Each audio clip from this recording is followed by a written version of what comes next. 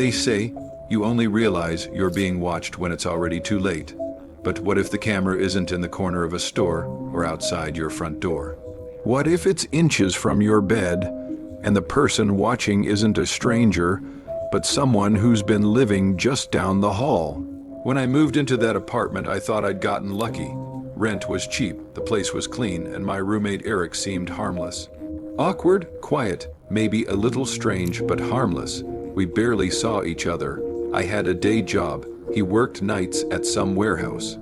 Our paths crossed just enough for polite nods and occasional conversations about trash day and Wi-Fi. For the first couple of months, everything was fine. Then things started to shift. It began with small details. My closet door left open when I was sure I had closed it. My desk chair slightly turned toward the bed. My pillows not in the same position I left them. At first, I chalked it up to exhaustion or forgetfulness. I was working long hours and barely getting sleep, but then I found the camera. It was a Saturday morning. Sunlight streamed through the blinds as I cleaned my room, mindlessly wiping dust off my dresser and window sill. That's when I noticed a small black dot high in the corner where the wall met the ceiling. Curious, I grabbed a chair, stood on it, and leaned in. It wasn't a screw. It wasn't part of the paint. It was a tiny wireless camera. I pulled it off the wall. My hands were shaking. There was a slot for a memory card, but it was empty. I stared at it in disbelief, horror crawling up my spine. The camera had been aimed directly at my bed. Only one person could have put it there, Eric. I stood in the hallway outside his room for several minutes listening. Silence. His door was closed. I knew I shouldn't go in, but I had to know. His room smelled like stale takeout and damp laundry.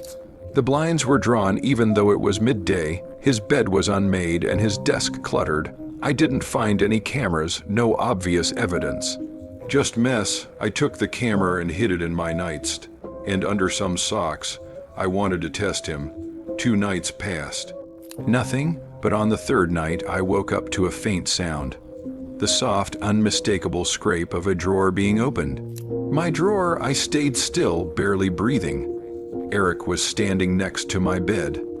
In the dim light from the window, I saw his outline hunched over the nightstand.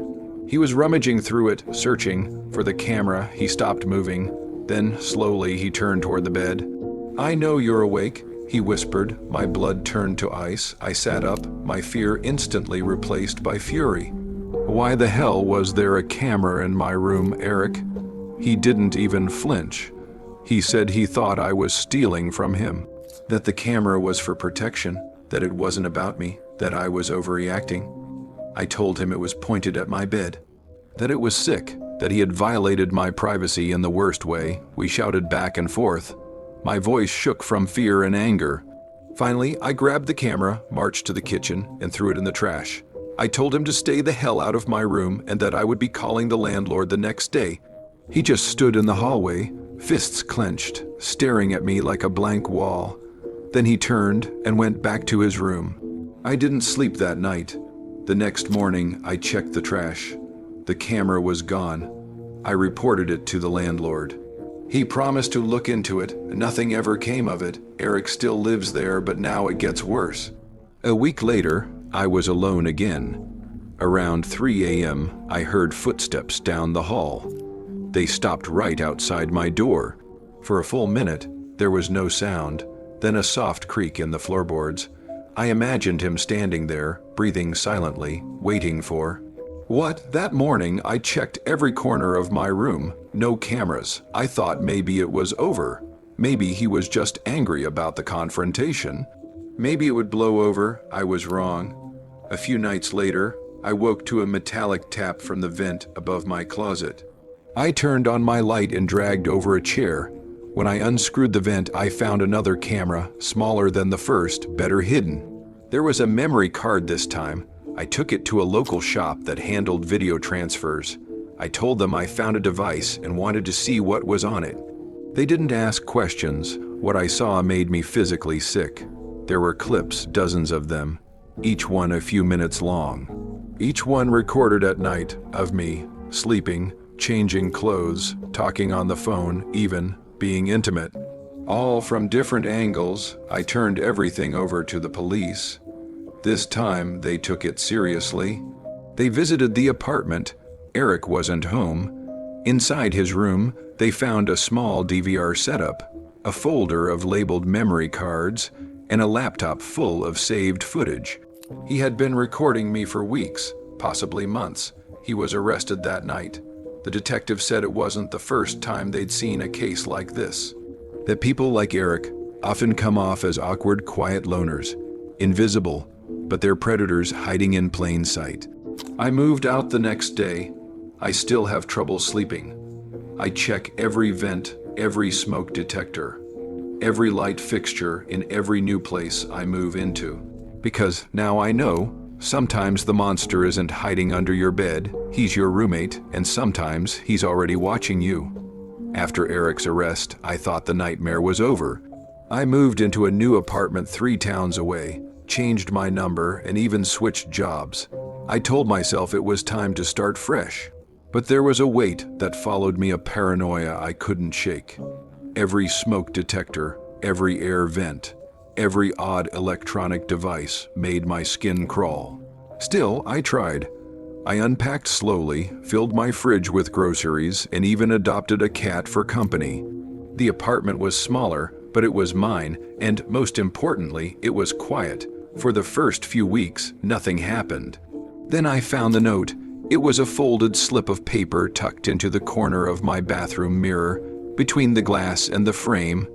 I only noticed it because I was wiping steam off after a shower. Written in blocky, unfamiliar handwriting were the words, "You can't run from the eyes." My stomach twisted. I didn't know what it meant, but it felt intentional. I hadn't told anyone my new address except my mom and my boss.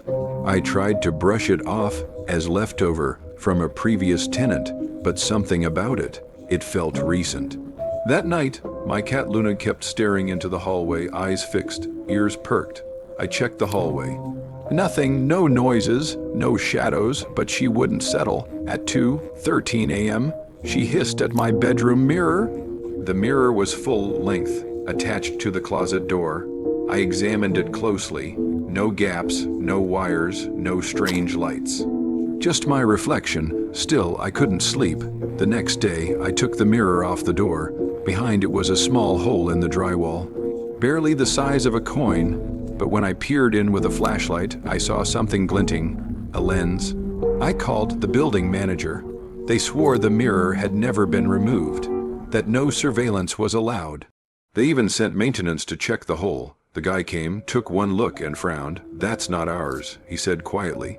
He removed the device. It was another tiny wireless camera, similar to the one I had found in my last apartment. My hands trembled as I held it.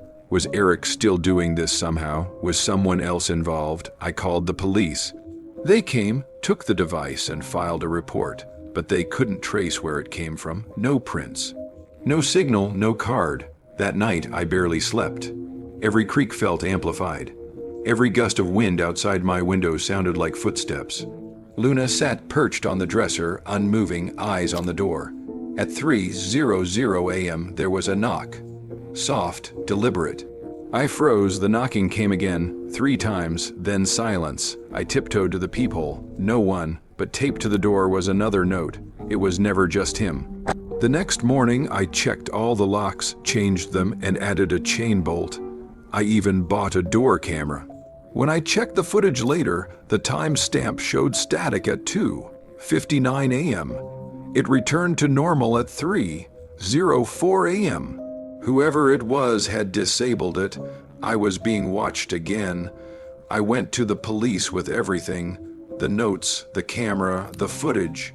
They said they were investigating. I knew they weren't taking it seriously, so I started digging myself. I searched forums, subreddits, dark corners of the internet, and I found something. A thread titled "Network of Watchers, a People Describing Similar Stories."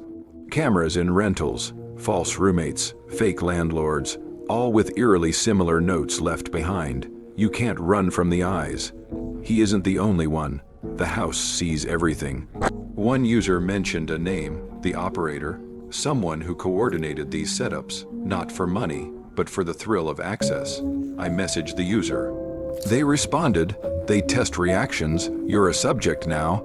I didn't want to believe it, but then Luna disappeared.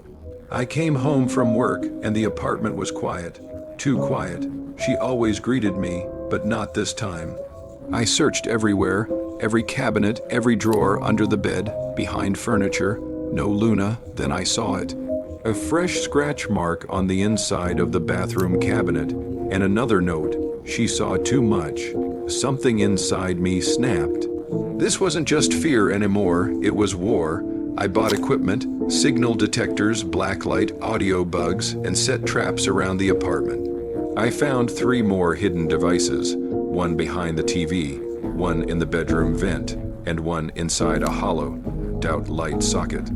Each one was transmitting. I yanked them all out, smashed them, flushed the parts, blocked every vent, taped up every hole, replaced all the mirrors. Then I set my trap. I left town for 2 days pretending to go on a work trip. But I was nearby watching. On the second night at 3:00 a.m., a man entered the apartment with a key. Not Eric, someone older, taller, wearing gloves. He went straight for the closet, then the vent. I called the police from my car. They caught him inside. His name was Alan, same name as the Airbnb host from my last encounter. Same Mo. Same equipment. The police said he had a record under a different alias. He was part of an underground network of voyeurs who coordinated through encrypted servers. They used dummy rental listings, fake roommate posts, and even fake job offers. Eric was just one of many. They searched Alan's storage unit. Inside were hundreds of memory cards, some labeled with addresses, some with names. Mine was there. So were others I didn't recognize. The police said they would be reaching out to the other victims. I moved again, farther this time, a different state. I don't rent, I own, I did my own wiring. I tore apart every wall myself. But sometimes at night, I still feel it, the sense of being watched, a flicker in the corner of my eye. The soft buzz of electricity when nothing is on. Luna never came back. I keep a mirror on my desk now, not to look at myself, but to see what's behind me, because I know they're still out there, and next time I might not find the camera in time. They say the third time's the charm, but I wasn't feeling lucky. After Alan's arrest, I moved across the country to Oregon. I bought a fixer-upper cabin deep in the woods, off-grid, cash deal, no paper trail. I wanted to disappear from every database, every map, every screen. I gutted the place. No smart devices. No cameras, no mirrors, no vents. No creepy landlords, roommates, or neighbors. Just me and the memory of everything I'd survived. For the first time in over a year, I started to feel normal. I even began writing, detailing everything that happened with Eric, the cameras, the operator. A sort of memoir. Maybe part of me thought telling the story would free me from it, but the truth is I wasn't free. It started with the dreams, always at 3:00 a.m. I'd be standing in my old apartment or back in that Airbnb or in the hall outside Eric's room. There would be a mirror or a screen, and I'd see myself, only it wasn't me. The reflection would smile. And then I'd wake up drenched in sweat, heart racing. I chalked it up to PTSD, stress, unresolved trauma. The nightmares faded for a week, until the scratching started. At first, I thought it was an animal outside.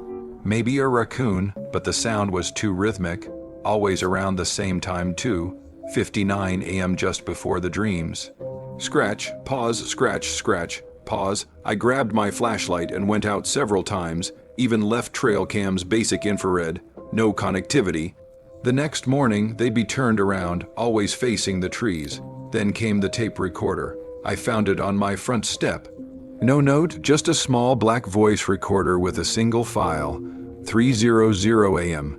MP3. I sat at the kitchen table, staring at it for 20 minutes before pressing play. It was my voice, talking in my sleep.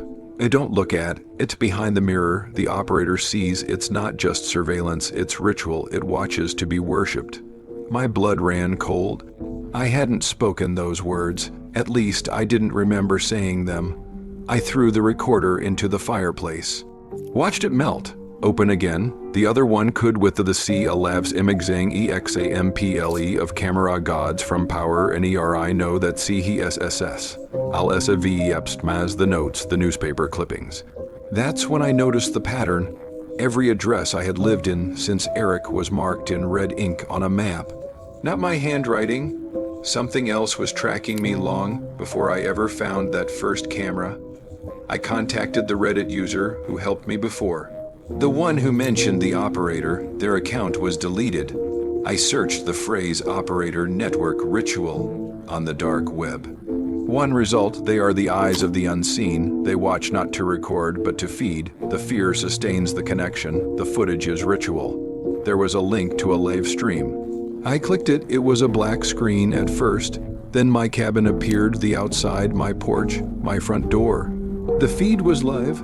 I slammed my laptop shut, grabbed my axe and ran outside. No one, just trees. I searched for hours. No sign of cameras, wires, nothing. But when I came back, the laptop was open, and another recorder was sitting on the keyboard. I didn't play it. I knew what it would say. I was being watched, worshipped, or worse, sacrificed. That night, I dreamt of a room. Empty, dark, with a single chair. On the walls were dozens of screens, each showing me sleeping in different beds, eating, reading, crying. On the chair sat a man in a hoodie. His face was a blur of static. He looked up, and I woke up to the sound of my phone vibrating. Only, I didn't have a phone. I never bought a new one. There it was, a burner phone sitting on my nightstand. A single text, "It's your turn to watch." I left that night, packed only what I could carry, hiked 5 miles through the woods to the old ranger station. Broke in, no power, but shelter. I thought I'd be safe until I found the journal. It was already there. On the desk, first page, "Welcome to the observer seat." Inside were stories, dozens, all different people, all being watched. Some ended with disappearances, some with madness, some with transformation. I started seeing things in the woods. Shadows with no source, lights flickering in patterns, a face in the trees, static where eyes should be. I recorded everything. At first, I told myself it was evidence, but deep down I knew I had become one of them. Not a victim, not a survivor, an observer. The operator isn't a man, it's not a person, it's a force. A network of terror that only grows when you fear it, when you look back, when you watch. I sit here now in the woods with one last camera, recording my story, uploading it to the network, not as a warning, but as an invitation. Because if you made it this far, you've already seen too much. And the operator knows, it always knows.